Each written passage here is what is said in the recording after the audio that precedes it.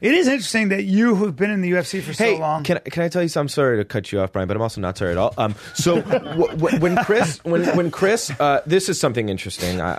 Chris recently retweeted something. I haven't talked about it personally with him, but actually, this was when right when Jones popped.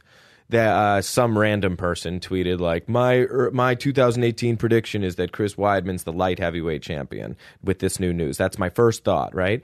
And Chris retweeted it, which is interesting because before he fought Gastelum, there was a lot of talk. Like I was even thinking after he lost, I was like, we talked about it, right? I do not like a lot of matchups in the top 5 for him though. At light heavyweight, Gustafsson scares me for him. At light heavyweight, I like him. Cormier. I think he matches up well with Cormier. Gustafsson's a little bit of a challenge. He doesn't match so big. Well with Ozdemir. But outside that, Ozdemir, I think he smokes Ozdemir. Good. I'm glad to hear you say that. I just don't know. I actually don't know. You think Weidman? But Weidman. Well, apparently he tosses heavyweights in the gym. Tosses. You know he trains with Stipe. He pieces them up. Weidman does.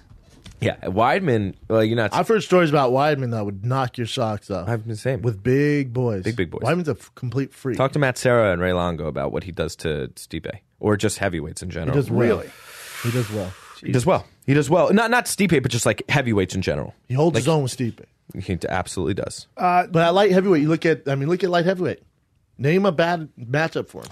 Go. I just want to hear one. A light heavyweight? Daniel Cormier, I think, would be a bad matchup. I would love to see. I don't think what? Strength I wanted wrestling. to see him fight Shogun before he fought Gastelum. That was my next fight for him.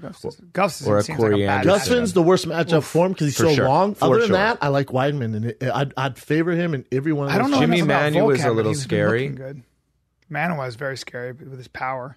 But his wrestling, Glover's wrestling's amazing. No, Chris's striking is very underrated Manuwa's too. awful. People don't realize. What'd you say? A lot of people, think that Chris is mostly a grappler, but he has phenomenal wrestling. But his striking boxing's good. It's very underrated, though. It's good. I know. I would like to see. I wonder what happened with the whole. I don't. Yeah, I like him at light heavyweight, and there's no Mark one there. Henry It's fresh situation. blood. Look at middleweight. It's bad. It's scary. Those top honestly, four, I think he beats Yoel Romero 9 times out of 10. I think that was a fluke. I really do. I do. I don't know. That's Yoel a tough Romero's matchup. He was winning that fight. Yeah, he was doing well, but still. Yoel Romero. I happen to believe it. He was leading him into that. I think he beats Jacare.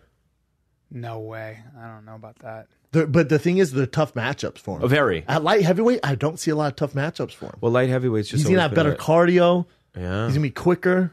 He's not going to cut as much weight. Well, He's good. older. Then I'm happy. I'm happy to hear because I think he didn't want to have that conversation, especially while he was on the losing streak. But it was just very interesting to see him retweet that. It's an ego thing. I'll talk about it when I see him. It's an ego thing. But now that he has a win, I don't know what they have planned for him. I don't know what the UFC wants. I don't know if the UFC wants that.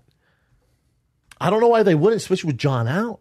With John out and now all of the Weidman has a great story. The middleweight division's being held up by a lot. Middleweight's a shit show.